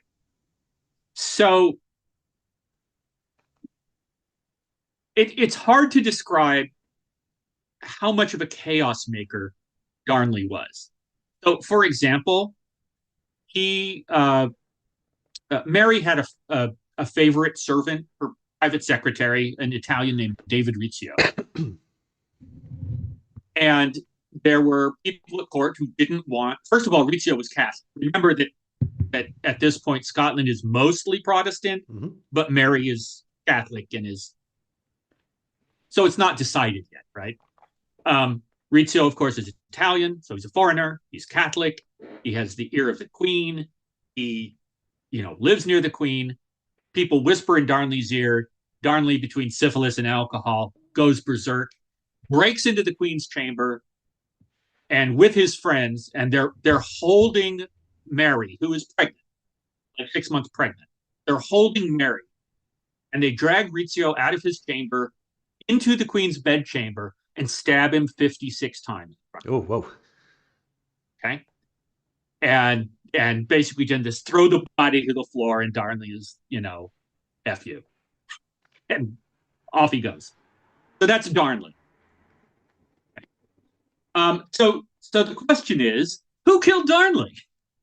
Because there's so many people that want to kill Darnley. It sounds like one of those cases where it's like so many suspects that, hey, are we going to all collectively agree that it was a good thing? Yes. Yeah, it's like murder on the Darnley Express. It's so obviously the Queen has a reason to kill him. Also, it is important that she's pregnant. That presumably, at least an heir is going to be produced, right? Because you need a partner to produce heirs. Well, I've got an heir, so this lowers my need for a husband. So, Tom, Hans and Jekyll is saying, who kept count? 56? Vintage forensic. 56, yeah. I don't know if they went one, two. No, that's a mole. Two, three. I don't know where they went. I think they would have because I don't know about Scotland, but London does have coroner case files going back to the I want to say 1200s, but definitely the 1300s. And they do things like that, like for example, X amount of stab wounds here and stab wound inflicted with this kind of knife here and that kind of thing. So Oh yeah, it's yeah. possible that someone did go and count them. Well, and I think it's a little early for Scotland to be known for its doctors and engineers, but it's certainly possible. So yes, I don't know who kept count. I don't know if they were counting as they did it. You know, so maybe So Mary was like, "Well, they said with a 50. clicker. I don't know." You know, that's right. Somebody needs to keep a counter. Um, or maybe they just like went like this on the wall in Rizzio's blood or something like that. Or maybe it was So like something, okay, no one stab him again until everyone has had a turn. that's right. That's right. And okay, I'm being tired. Let's take a 5 minute break. Then come back to it. But the problem with that is if you take a 5 minute break, during that 5 minute break, somebody else will show up who wants to kill him too. That's that many people who want to kill him. The queen wants to kill him, clearly, at this point. Um, Her brother, who again is illegitimate, but is probably the next in line for the throne, is like, this man is ruining my family. He wants to kill him. In fact, the year before, he had entered into a bond with several other people where the stated goal of the bond was, we will kill him. Okay. So, not a big surprise there. There are rabid Protestants who think that he's not Protestant enough. There are Catholics who think he's not Catholic enough. Okay. Yeah. For a second, I thought you had said that they were rabid Protestants. It's like, Yes, just Mary Toft showed up. no, That's no, no, right. no. Let's not go there again. Let's not go there again. Yes, he was pelted with rabbit legs. Um, so so he had been, because he wanted this crown matrimonial thing. He'd been going around promising everything to everybody. Of course, he couldn't Ooh, okay. produce any of it. So probably the most hated man in the British Isles at that point. Um, so the way it probably shakes out is um, uh, is that it's probably a guy who's, I hesitate to use the word in love with, but a guy who is after, to go to the other end of the pendulum arc, who's certainly interested in Mary and has been interested in Mary for some time. And this is a guy named Bothwell, the Earl of Bothwell. And he has he knew Mary when she was at the. Remember that Mary used to be married to the French king. Um, he knew her in France, so he's known her for a long time. And he is, even before all this happens, he's described as being something of a nuisance. Um, and a witness identifies him and his men as carrying casks of gunpowder into the house, which you would think is pretty much a slam dunk. Okay, yeah, I guess it was him. Um, I mean, did no one stop them or like, hey, well, it's funny actually. The witness, who was like a washerwoman or something, all right. apparently threw open the window and said, "You're evil men, you're evil men," and then shut the window and went back. Um, maybe she was upset they woke her up. I don't know, but so very very strange. So three, just to make this weirder, 3 months after Darnley died, um, Bothwell kidnapped Mary, Okay. and depending on which story you want to believe, he either raped her or it was consensual, and then they got married. Okay. In the meantime, several of Bothwell's henchmen had been convicted of the murder of Darnley, Right. and executed. So now it looks like Mary was more involved in it, possibly. Okay. And at this point, the controversy is so big that just Mary cannot rule the country anymore. And she still has a few supporters because she is a legitimate queen, right? But her half brother raises an army and it defeats Mary's army, and she flees to England, and that ends up with her being executed, being beheaded at Fotheringay Castle. You know, um, so I guess the real question now is, it really does look like Bothwell did it. The question is whether or not Mary was involved or just was like, oh, okay, well now I'm free, and terrible choices, just terrible. Okay, so Mary goes off her sad way. Bothwell's even more interesting. Okay. So Bothwell was always kind of a loose cannon. Hmm. Again, similar to Darnley, very violent, very arrogant, did what he wanted when he wanted to. He he fled Scotland, and was on a ship that was shipwrecked in Bergen, in Norway. And this is a, just such a case of karma. So he was shipwrecked in Bergen. Because at that point Norway and Denmark were united. Um, a Danish administrator there happened to be the cousin of a woman that Bothwell was married to. Okay. So before he had married Mary, Queen of Scots, he had hand fasted this woman. What's her name? Anna Thronson. So a hand fast is something that at that point was recognized in some jurisdictions, but was not recognized in others. Okay. It was not recognized in Scotland, but it was in Denmark and Norway. So as far as Denmark and Norway were concerned, Anna was his wife. Hmm. She was an aristocrat herself. Her family was powerful. Um, and so suddenly, uh, Bothwell, her husband, is washed ashore in Bergen. Her cousin goes, "Hey, you're my cousin's husband who ran out on her. Put him in jail." They put him in jail, and they write to whoever the king of Denmark was a Frederick, something like that. And Frederick is like, you know what? This guy could be a handy tool in international diplomacy, because married to Mary, Queen of Scots, or at least he says he is, but technically here he isn't, because he's still married to Anna, right? Okay. But this just, it gives me a little bit of a hold. So the Danish king kept Bothwell imprisoned for the rest of his life. And he didn't just keep him in prison.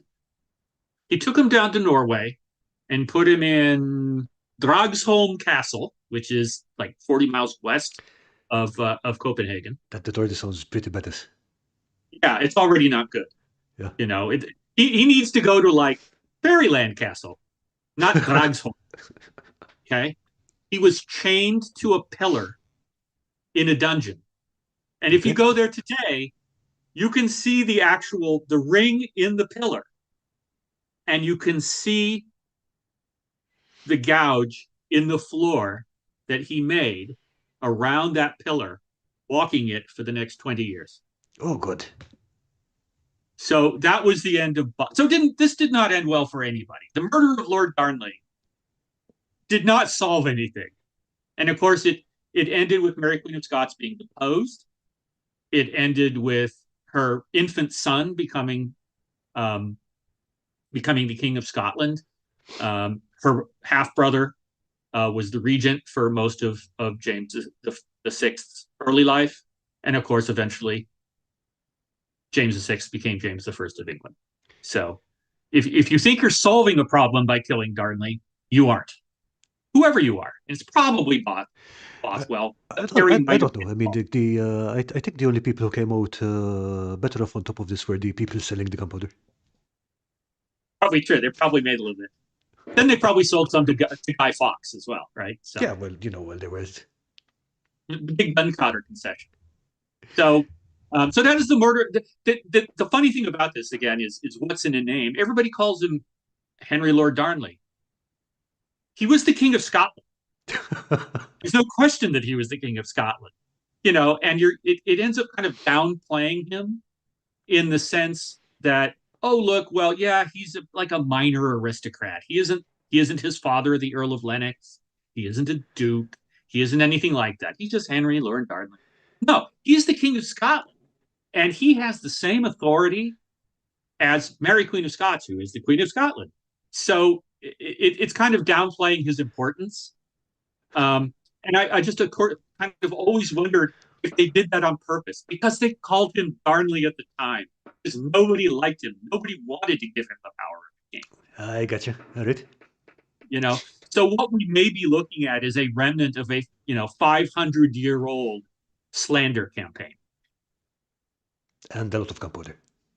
Yeah, and lots of good.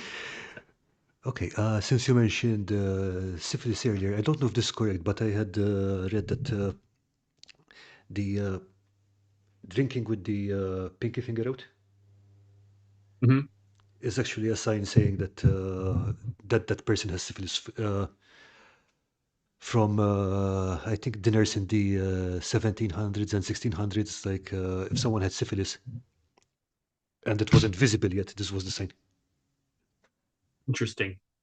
I mean, you didn't really want to advertise it, you would think. Apparently, at some point, yes, because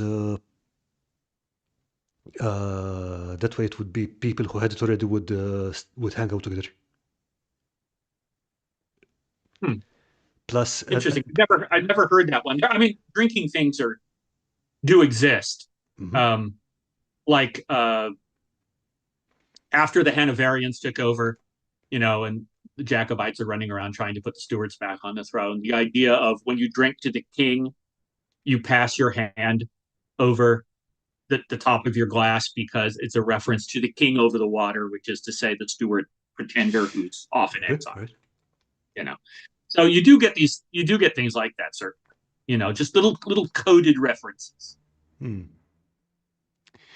Okay, Hounds and Jackals is saying, "Hey, I watched The Favorite the other day. Is it true that the queen kept 14 rabbits to represent her dead children?" No, because Mary Poff took them all. Um, I, I, I've never heard that, and having seen The Favorite, I can tell you it's about 75% bullshit. Um, it's kind of like the very very broad outlines are right, but the rest of it reads like a play as opposed to history, which I'm not ragging on it for. It's just a movie. I'm not, it doesn't.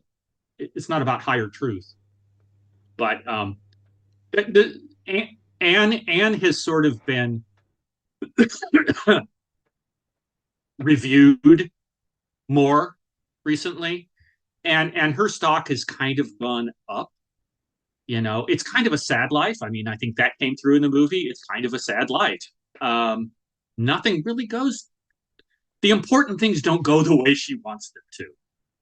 But as far as being a monarch, she really doesn't seem to have been that bad of a monarch compared to some of them. It's sort of, it it's look, it's sort of like that quote about the Emperor Norton. He hasn't stolen from anybody. He hasn't despoiled anybody's country. Um, you know, she's not William the Conqueror, certainly, but on the other hand, maybe that was a good thing.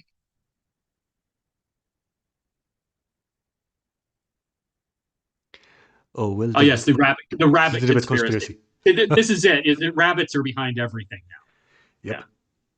Yeah, yeah. It's as look. Let's put it this way. It's as plausible as most conspiracy theories. Yeah, yeah, yeah, I would say You that. know, I mean, I think the thing that people miss about conspiracy theories is that conspiracies thrive on it being held by a small group of people. So if it's on the internet, it's probably not a conspiracy. Yeah, honestly, it's not a very good one, yeah. Yeah. I mean, look, if Lenin and the Central Committee of the Bolshevik Party in 1917 had been trying to do this with the internet around, they would have had a hell of a time.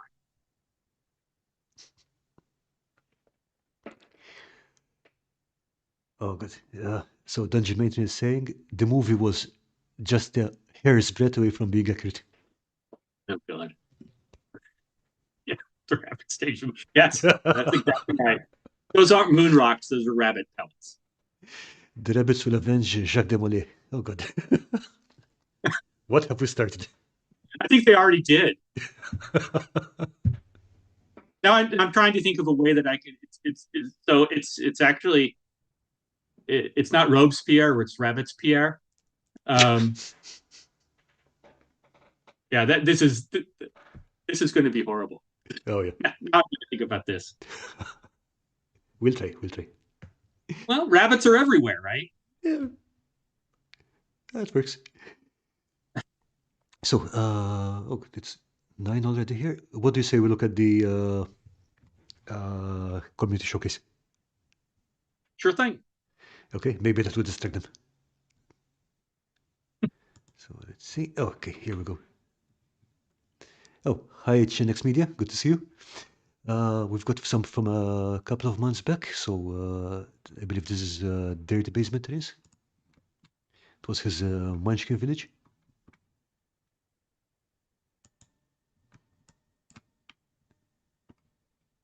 What I like about this is that it doesn't have the standard uh,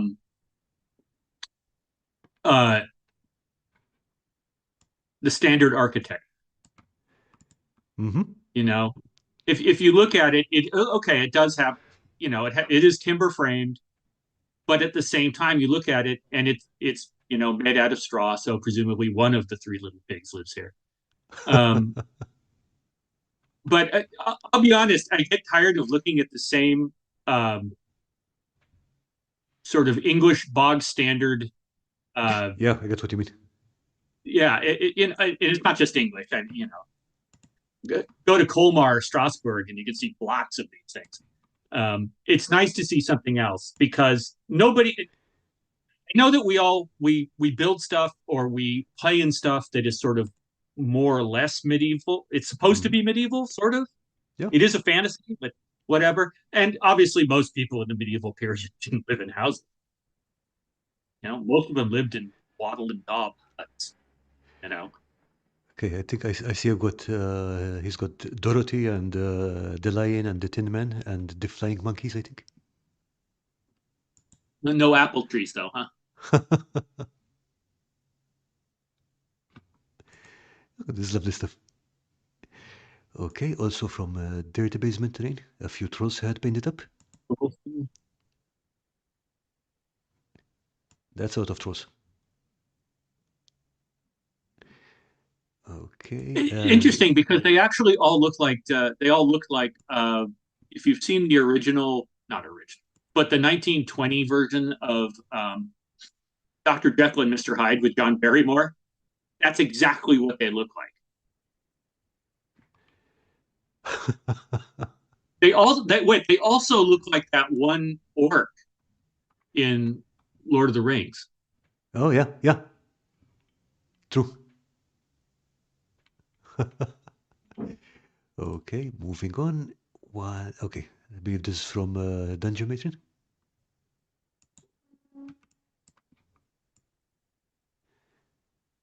Okay, looking very festive. I've been looking at that for a month now. Yeah, are you okay? Should, should we send help? I love the teeth. I think the teeth are great. Yeah, we still refuse to ask where they're from. We don't want to know. Plausible deniability is a beautiful thing.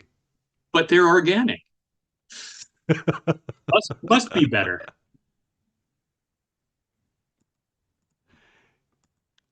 Okay, again from Dirty Basement Terrain. Okay, so this is a whole vertical terrain piece. So video was on his channel already.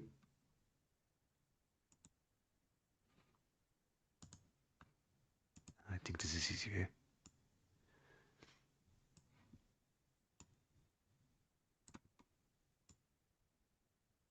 That is so playable. Oh yeah, I really like the textures as well. So he's got a whole cliff face, and the way he's made it, the top part is flat, so he can take off these bits and put in other bits and just mix it up, which it's great for variety. Yeah, it's very cool. Okay, so this is also from Lisa, which I think it's some kind of windows she was making from Christmas decorations.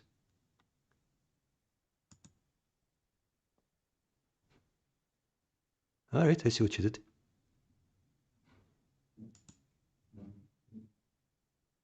Nice.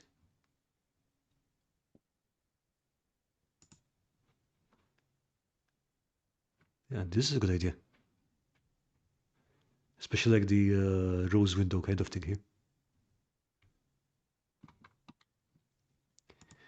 Okay, and we have one last one from David on the Discord. One sec.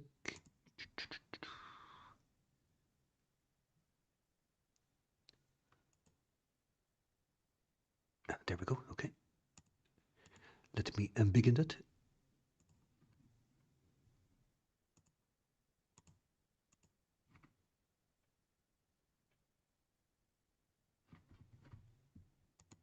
It's a really nice little lamplight with a magnetic trigger and a plant. David was showing it to us yesterday, and it's pretty cool stuff.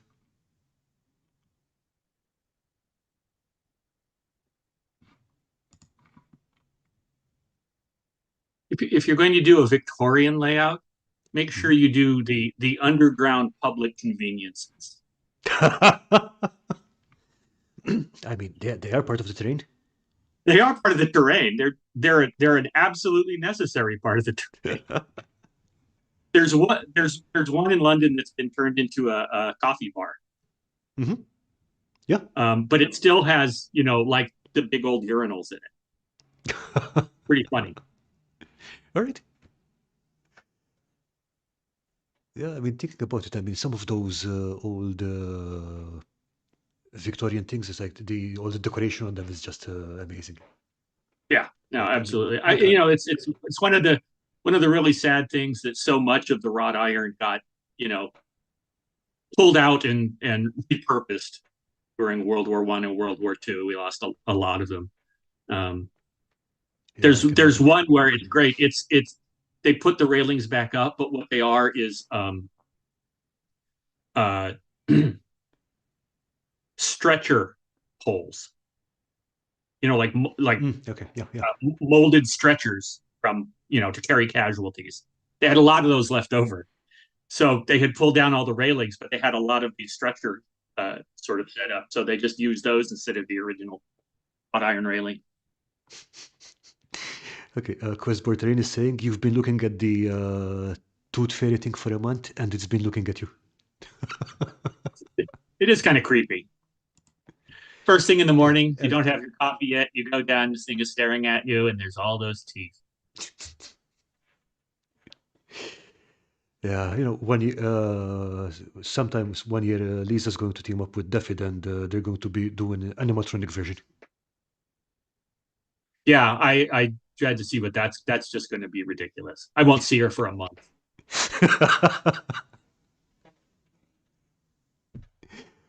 Okay, so I think we're going to wrap up for today. Tom, thank you so much. This has been amazing. This was a lot of fun and a great way to start the year. Yeah, and nobody will ever look at rabbits the same way again.